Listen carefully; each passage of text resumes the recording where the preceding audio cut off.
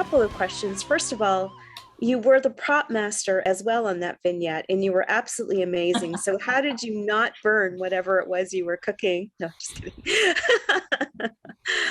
um, your resume, your like what you've done throughout the years and consistently an employed actress is just absolutely incredible. Have you thought about other ways of getting involved in the industry in terms of producing, directing, writing? Have there been other things that have interested you in that way as well?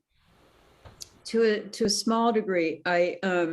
Not directing. I don't have I mean, there are a couple of plays I would like to direct, but that's it. I mean, no, I'm not a serious, I don't have the talent or the eye or any of that. So, as many actors do, I mean, make phenomenal directors. That's not, yeah, don't have that. Like Donnie. Donnie's a terrific director. Let's see, I did, so at some point,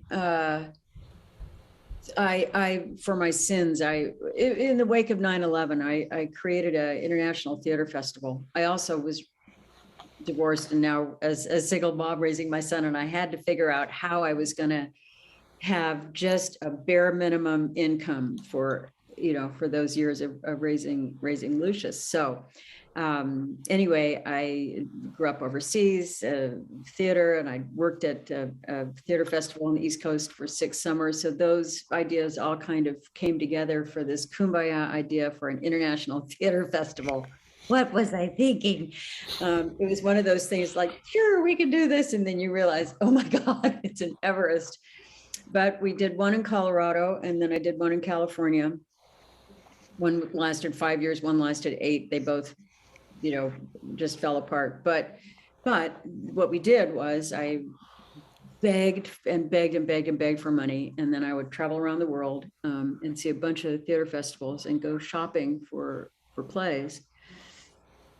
And then we would bring them to the States over a period of 3 weeks. And we had a big apprentice program for international theater disciplines. And we would present these plays. And the idea was that if we can see that we laugh over the same things, we cry over many of the same things, we all sit down to table to eat, some with silverware, some, off the dirt, but it just to experience the commonality. And so it was a big education for me to be able to travel around and see so much theater, some god-awful theater and some spectacular pieces.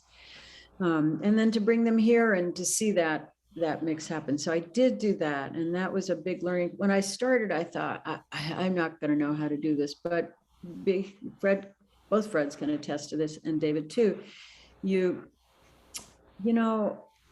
As an actress or someone, I mean, it starts with an idea that then gets committed to paper, and then it actually turns into something. So that's a process I've been lucky enough to witness many times over in my career, so that I knew that journey was possible.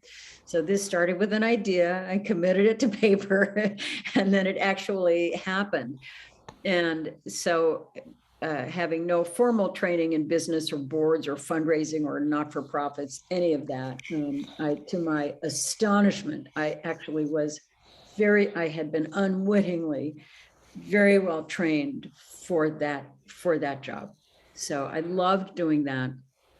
Ultimately, it was, the financial crisis came and it was just too hard. And so we bailed, but we did get to do it. And it was a direct result of working as an actress. It just sort of was the next step to do for a period of time.